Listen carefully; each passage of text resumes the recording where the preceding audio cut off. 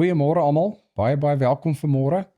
Dis 'n voorreg om weer by mekaar te wees en weer die Here se woord te kan hoor en toe te laat dat sy Heilige Gees in elkeen van ons harte werk. Kom ons sit net so, dan bid ons net gou saam.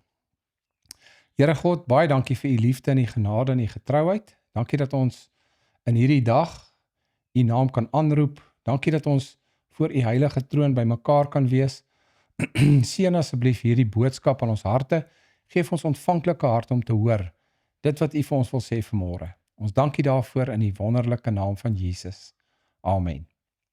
Goed, so vanmôre wil ek 'n bietjie gesels oor die oor die prys wat Jesus moes betaal het vir ons sondes. Nou, dit is so 'n algemene ding, dis so sentraal tot die evangelie, tot ons geestelike lewe, tot geloof. Ek dink meeste mense glo dat Jesus aan die kruis gesterf het, maar daar's 'n baie belangrike aspek rondom dit. Is dit 'n historiese feit dat Jesus aan die kruis gesterf het, of is dit 'n persoonlike realiteit? En ek dink dis waar die verskil so belangrik is. Vanmôre wil ek gesels daaroor, en die tema van hierdie boodskap is I owed a debt. Ek het 'n skuldlas. Ek wil vir ons begin vanmôre en net vir ons 'n stukkie lees uit Jesaja, hoofstuk 53 vanaf vers 5, waar ons miskien 'n bietjie anderster na die kruisdood van Jesus kan kyk, as wat dit net 'n geskiedkundige gebeurtenis is waarin ons glo. Ons sê almal vir mekaar, al wat jy hoef te doen om gered te word is om te glo. Maar daar's so 'n bietjie meer aan glo. Dis 'n ander tipe glo, as net die kennis van iets. Ek glo in die son, in die maan, in die sterre, want ek kan dit sien. Maar die glo in Jesus Christus het 'n baie persoonlike aspek daarin. Dis waarna ons gaan kyk. So kom ons lees vers 5. Maar hy is ter wille van ons oortredinge deurboor. Ter wille van ons ongeregtighede is hy verbrysel. Die straf wat vir ons die vrede aanbring was op hom, en deur sy wonde het daar vir ons genesing gekom.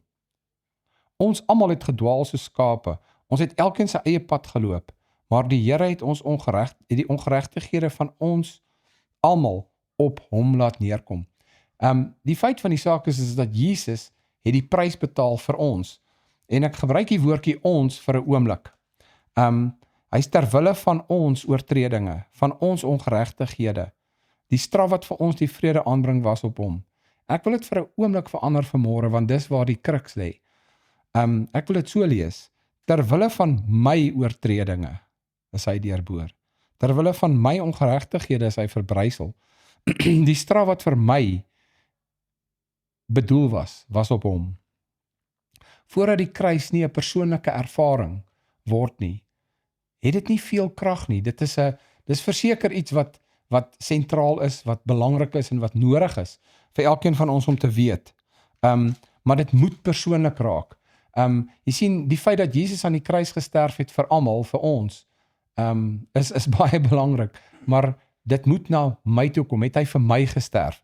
Kom ons kyk net na 3 skriffies om hierdie beginsel net so 'n bietjie uit te brei. Romeine 3:23. Daar is niemand regverdig nie. Ekskuus, ek gaan dit net weer lees. Ek lees vanaf Romeine 3 vers 10 en 23. Daar is niemand regverdig nie, selfs nie een nie, want almal het gesondig en het ontbreek hulle aan die geregtigheid van God. Alle mense het verlossing, redding nodig. Alle mense moet op een of ander stadium by die kruis verbyloop. By die kruis verby beweeg in hulle geestelike lewe, maak nie saak wat of hoe nie, of hoekom nie. Mense ontmoet Jesus by die kruis op verskillende plekke in hulle lewe. Ek lees vir ons Hebreërs 9 vers 22. En sonder bloedvergieting vind daar geen vergifnis van sondes plaas nie. Jy sien, daar moet bloed wees. Jesus se bloed moes vloei. God kan ons nie verskoon nie. Hy moet ons vergewe. En om te kan vergewe, moes bloed vloei. Jesus moes fisies sterf, en hy moes 'n baie bepaalde dood sterf, 'n dood aan 'n kruis. En dit is natuurlik 'n storie vir 'n ander dag. Hy moes aan 'n kruis sterf, hy moes die tipe dood sterf wat hy sterf, sodat daar regverdiglik vir sonde betaal kan word, want sonde kan nie verskoon word nie. Sonde kan net vergewe word. In 1 Petrus hoofstuk 1, 2 Petrus hoofstuk 1, gaan ek vir ons lees vanaf vers 5. Daar staan geskrywe, en juist daarom ook moet julle met aanwyding van alle ywer by julle geloof voeg kennis, by die kennis selfbeheersing, by die selfbeheersing lydsaamheid, by die lydsaamheid godsvrug en broederliefde en naaste liefde. Want as hierdie dinge by julle aanwesig is en toeneem, dan laat dit julle nie ledig om onvrugbaar te wees tot die kennis van ons Here Jesus Christus nie. En kom ons kyk nou net wat sê hy in vers 9, want hy by wie hierdie dinge nie aanwesig is nie, is blind en kortsigtig, hoor mooi, en hy die reiniging van sy vorige sondes vergeet. Soveel keer kan ons op 'n plek in ons lewe kom, waar ons glo, ons weet van die feit dat Jesus gesterf het, maar ons gaan deur 'n geloofskrisis of wat ook al die geval is, en wat hy hier vir ons sê is dat hulle die reiniging van hulle vorige sondes vergeet. Hulle het vergeet van die dag by die kruis, hulle het vergeet van die plek waar Jesus se kruisiging vir my 'n persoonlike ervaring geword het, waar, kan ek dit in ander woorde stel, waar my sonde Jesus gekruisig het. Nie die mense, nie my vriende nie, jy weet, almal die familie nie, maar my sonde. Ek gaan dit verder vat. Dis as dit ware my sonde wat hom laat kruisig het. Dis ek wat hom gekruisig het, om dit nou maar so uit te druk. En ek weet dit is dit is 'n baie groot stelling om te maak, maar dit is die waarheid. Almal het gesondig en almal het nodig om by die kruis verby te kom, verby te beweeg, sodat die kruis effektief in ons lewe kan word. Hulle die reiniging van hulle vorige sonde vergeet. Ons skuld almal 'n prys wat ons nie kan betaal nie. Elke liewe mens op hierdie aarde, nadat die sondeval met Adam en Eva gebeur het, skuld elke liewe mens het 'n skuldlas wat hy self nie kan betaal nie. Hoekom nie? Sodat as ek vir myself aan die kruis gesterf het, sal dit nie werk nie, want ek is self 'n sondaar. Iemand sonder sonde moet sterf. In Hebreërs hoofstuk 4 vers 15. Ons het nie 'n hoëpriester wat nie met ons swakhede medelee kan hê nie, maar een wat in alle opsigte versoek is, net soos ons, hoor mooi, maar sonder sonde. 'n Sondelose moet vir die sondiges sterf. Dit is die enigste manier. Anders kon ons almal net ons vir onsself 'n weg gemaak het. Ons kon goeie mense gewees het, ons kon mooi dinge gedoen het, en hopelik daardeur sal ons dan nou vergifnis van sonde kry. Maar jy sien, God kan nie sonde verskoon nie, hy kan dit net vergewe, en vergifnis vind net plaas waar daar bloed vergiet is. En dit sien ons in Hebreërs 9 vers 22. Sonder bloedvergieting vind daar geen vergifnis plaas nie. Jesus se bloed moes vir my vloei. Dit moes vir my gewees het, nie vir mense nie. Ja, vir mense, ons verwys daarna as mense, maar vir my, Wimpie se sonde, het Jesus aan die kruis se bloed laat vloei. Hy het die prys betaal wat hy nie geskuld het nie. Ons het 'n skuld wat ons nie kan betaal nie, en hy betaal 'n prys wat hy nie geskuld het nie. Dit is so sentraal tot ons geloof. En as ons hierdie beginsel vergeet, dan verdwyn goed in ons lewe, toewyding, passie, liefde, getrouheid, en gehoorsaamheid, en die vermoë om hierdie pad te kan stap. Daar's twee soorte mense, as ek dit so kan stel, mense al sê altyd daar's twee soorte mense, maar daar's verskillende sieninge rondom hierdie goed. En die eerste een kry ons in Handelinge hoofstuk 10, en ek lees daar vir ons, dis die storie van Cornelius, Handelinge hoofstuk 10, en ek gaan vir ons daar lees vers 2, 21 en 22. Handelinge hoofstuk 10, en ek lees vir ons vers 2. Die storie van Cornelius. Hy en sy hele huis was vroom en godvreesend, en het baie aalmoese aan die volk gegee, en was altyd deur in gebed voor God. Sjoe, dit klink indrukwekkend. Dit klink asof hierdie ou dit het. Dit klink asof hierdie ou nie nodig het om die kruis te ervaar nie. Dit klink asof Cornelius, hy's klaar reg. Ek bedoel, hoekom sal dit nou nodig wees? Want hy's klaar vroom en Godvreesend. Vers 21. Ek moet net sê, die Here het vir Kornelius gesê, hy moet vir Petrus laat kom, want Petrus het 'n belangrike boodskap om vir hom te gee. In vers 21, en Petrus het afgeklim na die manne, wat deur Kornelius na hom gestuur was, en gesê, kyk, dit is ek, wat julle soek. Wat is die rede waarom julle hier is? En hulle sê, Kornelius, die hoofman oor 100, en 'n regverdige en godvreesende man, wat 'n goeie naam het by die hele Joodse nasie, het 'n goddelike openbaring ontvang deur die heilige engel om u te laat haal en na sy huis te gaan, sodat hy kan hoor wat u te sê het. Ek gaan nou nie die hele res van daai hoofstuk lees nie, maar wat gebeur het is dat Petrus het gegaan, en Petrus het self sy eie ervaring gehad van die laken wat uit die hemel uit neerdaal, en God moes eers in Petrus sy eie hart ook werk. Maar in elk geval, hy kom toe by Kornelius, en weet jy wat doen hy? Hy verkondig die evangelie van vergifnis van sondes aan Kornelius. Die eerste siening is dat daar is vroom en godvreesende mense in hierdie wêreld. Daar is mense wat met 'n goeie opvoeding, met 'n goeie agtergrond, met 'n goeie sosiale struktuur, wat lewe en as ons as mense van die buitekant af kyk, dan dink ons by onsself, wel, hierdie oues, hy het dit gemaak, hy lewe die regte lewe, hy doen die regte dinge. Maar die realiteit vanmôre is dat Kornelius en sy huisgesin moes ook by die kruis van Jesus Christus verby beweeg. Daarom het Petrus aan hulle hierdie boodskap verkondig en vir hulle kom vertel dat God Jesus gestuur het, want Johannes 3:16, want so lief het God ons gehad dat hy sy seun gestuur het, dat almal wat aan hom glo nie verlore mag gaan nie. En hulle het tot geloof gekom en hulle word kinders van God, hulle word wedergebore, hulle word vergeefde, geredde kinders van God. So ons almal skuld 'n prys wat ons nie kan betaal nie. Die tweede siening van mense is die volgende. Dis hierdie ou wat ons almal ken wat in ons taal, bikertaal, hy's sommer 'n gemors. Hy's nie 'n goeie ou nie.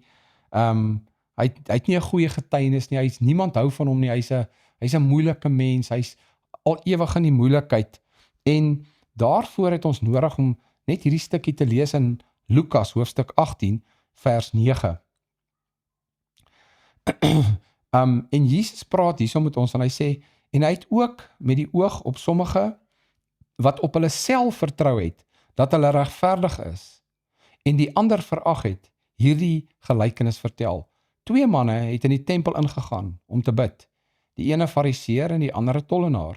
En die fariseer het gaan staan en by homself gebid, o God, ek dank U dat ek nie soos hierdie ander mense is nie, rowers, onregverdiges, egbrekers, of ook selfs hierdie tollenaar nie.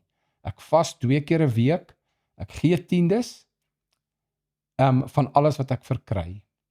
En so, daar's hierdie siening van 'n sekere van mense dat ek dink in enigiemand se boeke, as ons die uiterlike aanskou, as ons van buitekant af kyk, sou ons dalk saamstem. Jesus, hierdie ou is 'n, kom ek sê dit tong in die kies, hy's 'n kerkmens, hy moet 'n Christen wees, hy moet 'n kind van die Here wees. Maar kinders van die Here word gebore wanneer hulle die kruis in die oë staar en die kruis nie meer 'n geskiedkundige gebeurtenis word nie, maar 'n persoonlike ervaring. Ek lees verder in vers 13. En die tollenaar het ver weggestaan en wou selfs nie sy oë na die hemel ophef nie, maar het op sy bors gestaan en gesê, o God, wees my 'n sondaar genadig. En dit bring ons by die plek wat ons, as ek nou maar sê, 2 groepe mense kry. Die wat kan ek sê, soos Kornelius, en ek bedoel dit met alle opregtheid, vroom, godvreesend, goeie mense. Miskien hierdie skrifgeleerde wat hy doen die regte dinge, hy in ons taal, hy gaan kerk toe, hy bid, hy doen al hierdie goed. Alles lyk van buitekant af, lyk dit reg. Maar die realiteit is, al twee het nodig, luister baie mooi, al twee het nodig om voor die kruis van Jesus verby te gaan. Die gedagte dat, miskien dink jy vanmôre dat, ja maar wat is dan die doel? As iemand 'n vroom, godvreesende lewe kan hê, hoekom is dit dan nodig dat hy na die kruis toe moet gaan? Wel, ons het gesien dat almal het gesondig en vroom, godvreesende lewens vervang nie die bloed van Jesus nie. Dit vervang nie die verlossende werk wat Jesus aan die kruis gedoen het nie. So wat ons kan sien hier is, dit is moontlik om in die oë van mense die regte pad te loop. Maar dit sonder die kruis as die middelpunt van ons lewe. Kom ek vra die vraag miskien so. Miskien sit jy vandag en dink, maar Wimpie, hoekom maak jy 'n punt hiervan? Hoekom maak die Bybel 'n punt hiervan? Is dit nie maar oukei nie? Vroom en godvreesende mense, moet ons miskien die volgende vraag vra. Het jy al ooit 'n leuen vertel in jou lewe? Enigstens 'n leuen vertel? Indien die antwoord ja is, dan is jy 'n leienaar. Nommer 2, was jy al kwaad vir iemand sodat jy vir hom gesê het raak aan? Nou dit beteken dat jy 'n persoon verneder, dat jy hom afmaak en hom beskou as 'n belediging. Okay, het jy al ooit vir iemand so kwaad geword dat jy verkeerde gedagtes het? Ja, dan beskou God dit as moord. Hy stel dit gelyk aan moord. Okay, dis 'n groot een, hè. Het jy dan al vir 'n vrou gekyk op 'n verkeerde manier? Het jy al miskien vir 'n man gekyk op 'n verkeerde manier? Dan praat die Bybel van ons as egbreker.